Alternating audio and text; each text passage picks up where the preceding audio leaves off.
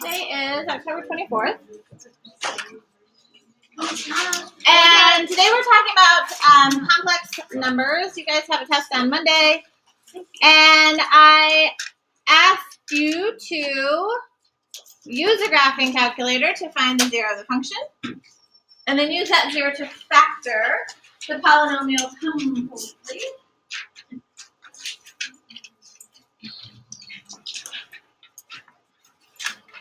So as you're looking at your calculator,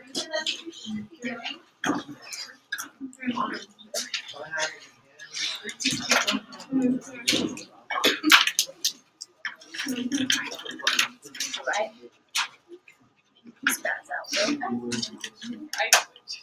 For real, I'm not kidding.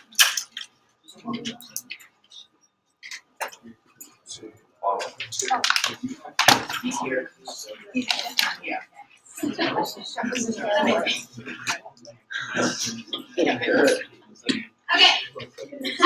at calculators, what's a zero that we can use? 2. 2. All right. So you looked at your calculator and you saw the zero of 2. Yeah. And then you're going to use that zero to help you divide. And so you bring down the 3 and then you do what? Times 2 you get 6, and then combine to get 8, and then 16, and then -3 and -6, which means the remainder is 0. And so we want to factor completely. And so I have my polynomial, the original polynomial. I found that I had a factor of what? X minus 2. And then what was the quotient? 3x minus 1. 3x plus 3. Whoa. Hold the phone. All right. Not bad. And then we can try to double. Go ahead of myself. Which looks like it doesn't do so well, but a little trick. If you multiply the 3 and the 3 together, you get 9. If you're 1 away from your middle term, it's factorable. Okay, so 3x times x gives you 3x squared. I'm going to put my positive 3 on the outside so it multiplies, and my -1 on the inside. And just double check. My outer product is 9x, and my inside is -1x, and that's where my 8x comes from. So there is my completely factored polynomial, which of course you can check all those zeros on your calculator. Use your calculator, folks. That's why you have them. So today we're talking about complex numbers. And kind of nice and simple. So we want to talk about the imaginary unit. So we can solve an equation where we have like x squared equals 25. Thinking to ourselves, hey, what number squared gives me 25? Yeah, so 5 squared gives me 25. Check. So there's an answer. And also -5 squared. -5 times -5 also gives me 25. So there are 2 solutions, 5 and -5. So then I want to know the same thing here. Well, what number squared gives me -1? It's not possible. Yeah, so like if we tried -1, because that's everyone's first thought. Well, -1. Well, -1 times -1 is +1. Oh, and if I do positive, well, +1 squared is +1. Okay, so there isn't a real number that solves this equation. A real number squared can never equal a negative result. If we square a number, it must be positive. So to solve this issue, they're like, hey, let's just create this whole new thing called imaginary numbers. Okay, and they did. And so they said, hey, let's make I represent an imaginary unit. So we're going to say the square root of -1 can be replaced with an I. And that creates the imaginary number system, which combines with our real number system in standard form. So the standard form of an imaginary number is a plus bi. A plus bi, where a is the real number part. So it could be any number, like a 2, a -7, or a radical 2, or a pi. And the bi represents the imaginary portion, the imaginary part, where b is any number we can think of. Okay, but because it's got an I on it, it's imaginary. When we put this together, this makes up our complex number system. So now, ladies and gentlemen, as of today, you now have a new number system. It's no longer just the real numbers. Today, our number system are all those real numbers and imaginary numbers. Creates our whole complex number system. So we have this whole new set of numbers that we can put together. We can have purely real numbers. We can have purely imaginary numbers. And then we can have complex numbers, which are both. Okay? So I think there might be an interesting graphic in your book. I saw an interesting graphic in one of my books. I just can't remember which one. But there we go. And this is our real number, or now our complex number system. God bless. Bless you.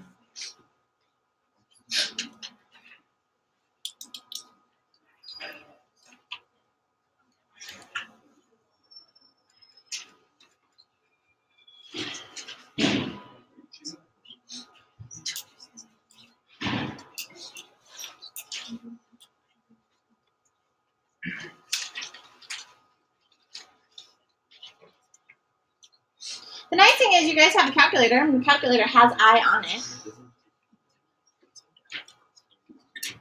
The I on your calculator is, if you have a Casio, it's a second function right above the 0. On your TI, it's a second function right above your decimal point. So find that decimal point or the 0 and look right above. It's a second function, and you can type in I.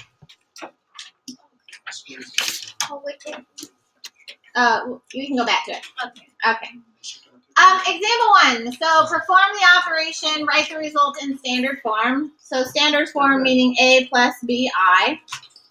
Perform the operation, write the result in standard form. The nice thing is, hey, your calculator can do this too. I just learned that yesterday.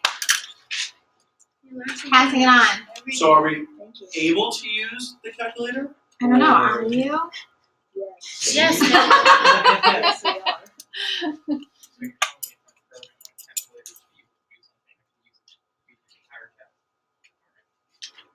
Are you serious? That's using your, if you have certain programs on your calculator. If you have certain programs on your calculator that you've figured out how to use, The only one that uses Can the you quadratic formula one. Yeah. I use the quadratic. yeah. Oh yeah, your calculators do far, far more than I've shown you. We And just I have know to it. like dig deep. I know it. So, all right. Here we go. The nice thing is here, complex numbers, all we have to do is combine like terms. So this is super easy. We are subtracting complex numbers here. So what do I need to do? Distribute your negative. Sure. So 3 minus 6i. Negative times 3 is -3. And negative times -7i becomes positive 7i. And then we just need to add the like terms together. So positive 3 and -3 is 0. And then negative 6i and positive 7i gives me positive 1i, or just I. This, I suppose, would technically be standard form. The real part is the 0 and the imaginary part is the 1i. But do we ever write zeros? No. And so there are some teachers on this floor that I won't name names. But they are like, I thought I was She's looking for OCD. the Donald, isn't it? But no, and I mean, I literally said this the other day, and they're like, "Whoops, these aren't really in standard form." I was like, "Do you write zeros ever?" And he's like, "Well, no." I'm like, It's a boy. So it's E. It's a man. Well, "All right, so okay." It's definitely not boy. Either of these answers, all three of these mean the same thing, okay? All of them are fine. All of them are great, okay? They're all equivalent. All right. We get it. Okay. So then, if I know that I equals what? I equals Radical. square root of -1. So then what's I squared? Good. So if I wanted to square it, I'd square like both sides like this. So we get I squared. And then if I'm squaring that, the square root and the square cancel out, and you do get -1, which is kind of nice. So anytime you see I squared, you're going to want to replace it with a -1. And that's really quite handy. All right. even if it's like a 3i squared. Uh-huh. So Well, it so- times -1. Right, exactly, times -1. So here we go. We're going to go ahead and multiply. So we're going to multiply. We have 1 times 3 is 3. And then our outer product is -2i, yeah. And my inner product is +3i. And then last times last is -2i squared. Very good. And so we see that I squared there. What are we going to do with the I squared? -1. It's really -1. So I usually just write it right above there. A little shorthand. And so what happens with this -2 and -1? They multiply and it becomes a +2. Exactly. Okay. And then, so we have 3, and we can combine our like terms here. -2i plus 3i is I. -2 times -1 is +2. And so that gives us 5 plus I. So, all right, just so you can see here, 1 plus I times 3 minus 2i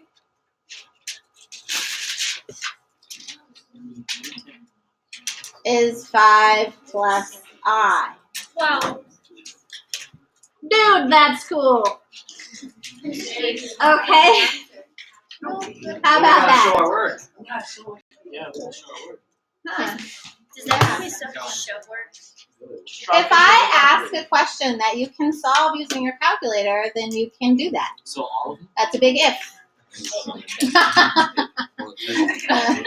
So, for instance, this one, does this one work? No. All right. So this one doesn't work because right here is technically imaginary because I can't take the square root of a negative number. So before I can work this out, I have to simplify my radical. You must simplify first, okay? And yeah, so the square root of -50, I can break apart as like -1 times 50 breaks apart as like 25 times 2. So I can simplify that. What's the square root of -1? I. And what's the square root of 25? 5. And then I can't do anything with the square root of 2, so it stays. And so we get 5 minus 5i radical 2. That's a simplified form, and then we can square that. And so I'm going to write it out 2 times. 5 minus 5i radical 2, and we're just going to multiply. First times first is 25. The outside becomes negative 25, I squared. negative 25I radical 2. Mhm. The inside becomes negative 25I radical 2. All right, last time's last. There's a tricky one. Plus 25 I squared radical 4. All right, so Times 2 would be yeah. 50 i's. Good. So negative 5 times negative 5 gives me positive 25.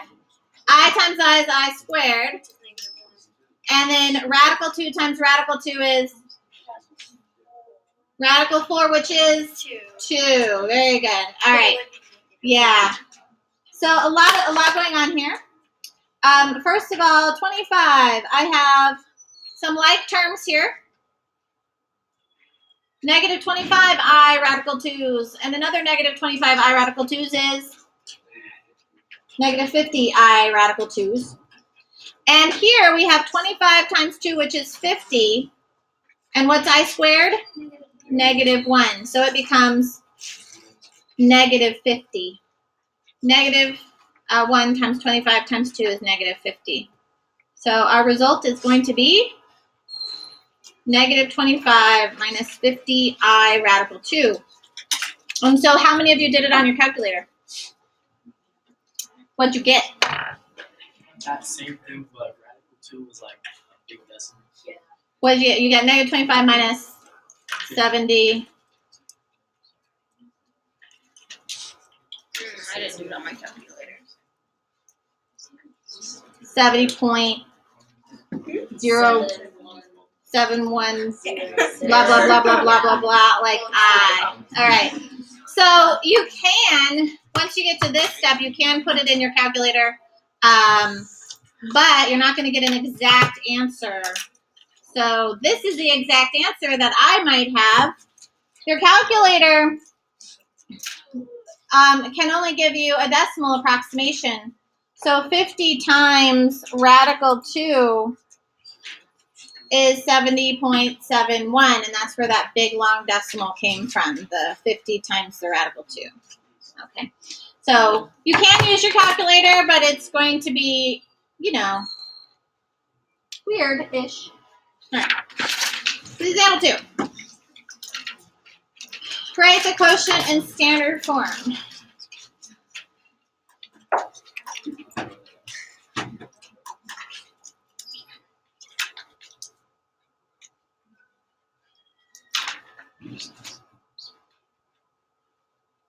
Write the quotient in standard form. So we have 2 plus 3I over 2 minus I. Right now, this is great and all, except that what is I? It's gonna be plus. Square, yeah, it's a radical. It's the square root of negative 1. And so right now we have a radical in the denominator, which is a big fat no-no. And because we have a binomial here, I need to multiply by something. What do I need to multiply by to get rid of it? No, it's not. It's like the difference of squares. It's the Mhm. conjugate. Conjugate, very good. Multiply by the conjugate. Just like to conjugate a verb, we are going to multiply by the conjugate. The conjugate changes one sign. So it changes the sign. So we're not multiplying by 2 minus I. We're going to multiply by 2 plus I. How come I'm allowed to multiply top and bottom by 2 plus I? Because you're really just multiplying by 1. So you're not changing the value. It's really important you hold that in your brain. Okay? Multiplying by 1 we do all the time. Up in calculus, it is the skill to learn. How do I multiply by 1? I mean, and you'll do some crazy stuff in calc. All right. So we're going to go ahead and multiply. Distribute here. First times first is 4. The outside is what? 2I. The inside is 6I. And last times last is 3 negative. 3I squared. Very good. 3i squared is really going to be -3. So I'm just going to go ahead and write -3. Are you okay with that? Yeah? Okay, good. All right, and then our denominator, first times first is 4. What's the outer product? 2i. What's the inner product? Why do we multiply by the conjugate? The i's will cancel out. And last times last is -i squared. -i squared is really +1. I squared is -1. We have the opposite of -1, which turns to +1. Okay? So those i's go away, and that is the entire point of multiplying by the conjugate. It gets rid of unwanted stuff. 4 minus 3 is 1 plus 8i over 5. This is a pretty good answer, but is it in standard form? No. What is this 5 dividing? Into that. Each term. So 1/5 plus 8/5 I guess would technically be, standard form. It'd be wrong the other way. They're equivalent. It's not wrong. They're equivalent. So here's the thing, these are identical. Okay. So on a test, my answer is going to be like this. It's your job to say, my answer is this. What of Mrs. G's answers matches? All right. What do you call me? It's good now. Really? Huh. I miss G. Yeah. It's good. I just think it's so good funny now. to be like, what up, G? That's No one does that. I'll do it. Every single time I say hi to you. I'll say, Okay. What up, G? Okay. Well, I love it. It's good now.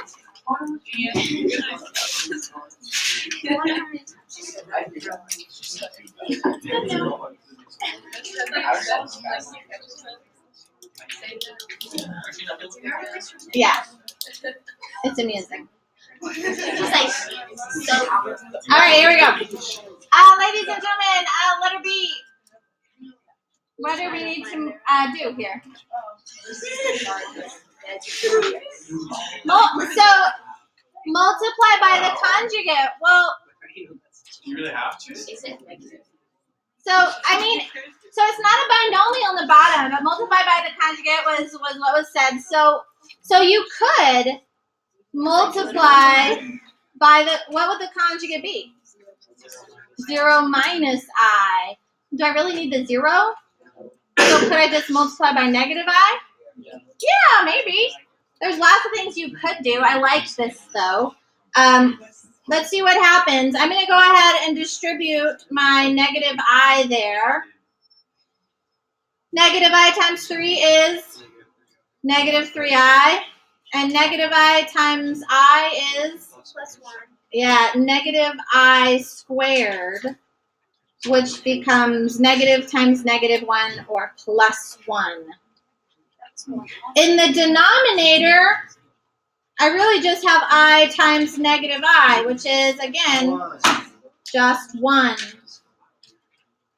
And so I get Standard form. 1 minus 3i, which is a great way to do that. That's what Mrs. G.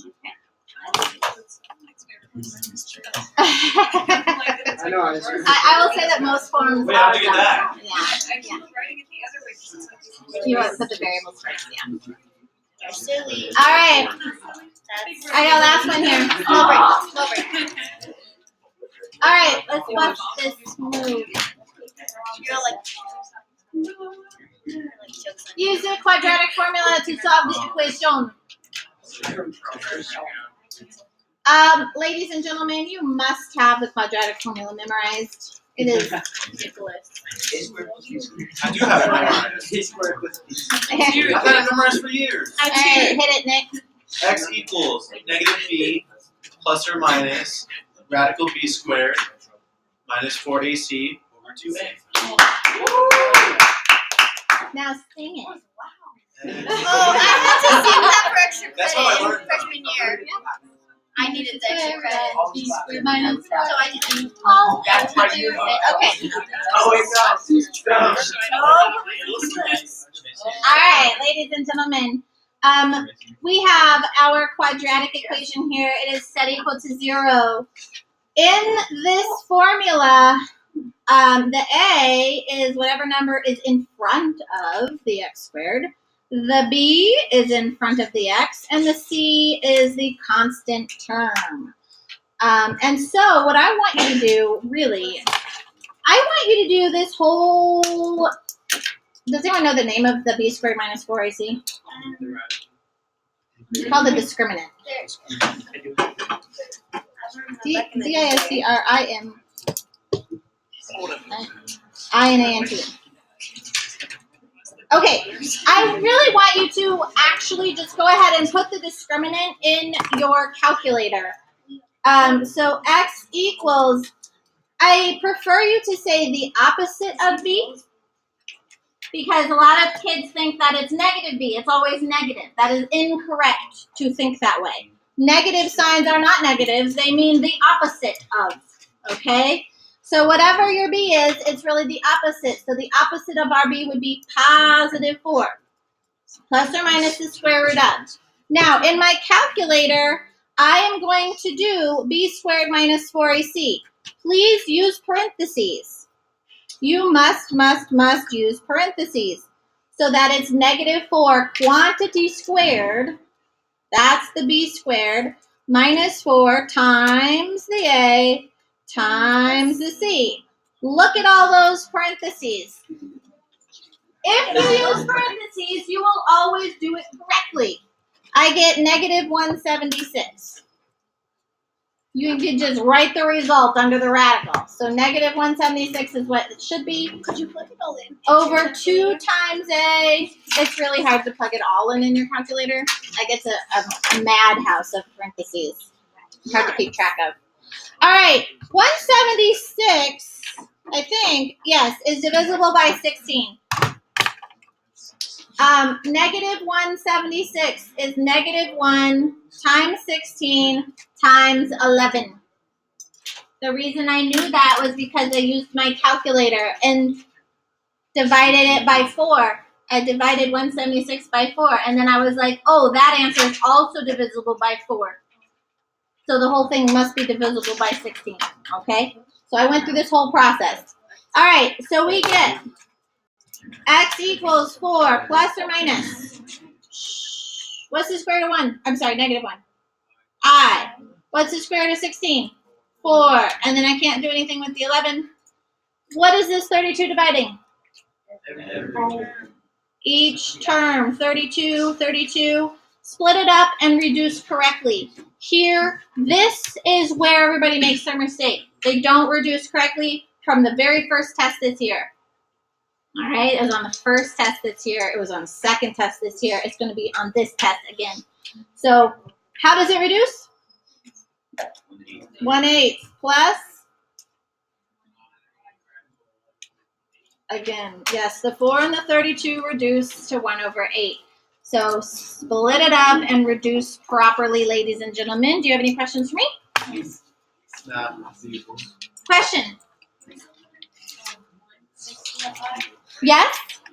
Yes. You could put a 1 in front. All right.